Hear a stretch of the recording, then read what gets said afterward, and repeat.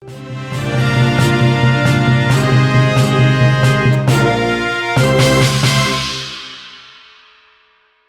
Boga atau lebih dikenal Gunung Embun merupakan salah satu objek wisata unggulan yang diandalkan oleh pemerintah Kabupaten Pasir, Kalimantan Timur.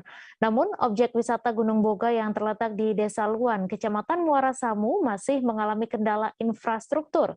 Dengan akses jalan yang rusak, terlebih saat memasuki musim penghujan, kondisi itu lantas mempengaruhi daya tarik wisatawan untuk datang ke desa tersebut.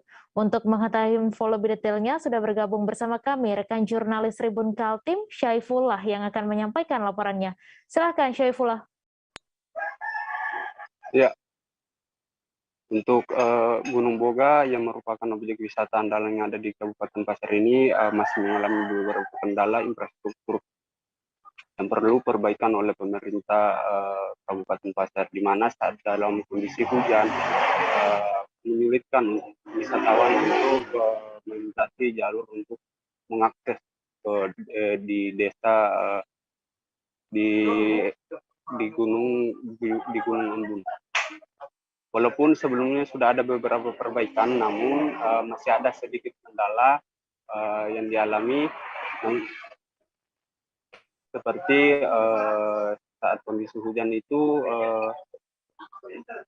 wisatawan atau pengunjung masih kesulitan untuk mengaksesnya karena ada beberapa pertimbangan di situ, dengan kondisi jalan yang rusak, apalagi saat kondisi curah hujan yang tinggi, di mana di lokasi tersebut masih ada beberapa aktivitas pertambangan sehingga membuat kerusakan jalan di area tersebut. Hingga kini pihak dari pemerintah desa juga masih menunggu ukuran anggaran dari pemerintah kabupaten yang dianggarkan sebesar 2,4 miliar untuk perbaikan infrastruktur di sana, baik untuk penataan lahan parkir, gazebo maupun toilet dan tempat selfie. Perencanaan perbaikan infrastruktur itu akan ditargetkan akan rampung pada November 2022 ini. Namun karena memang sudah direncanakan itu dari hasil penuturan Kepala Desa Luan itu harus segera dilakukan perbaikan.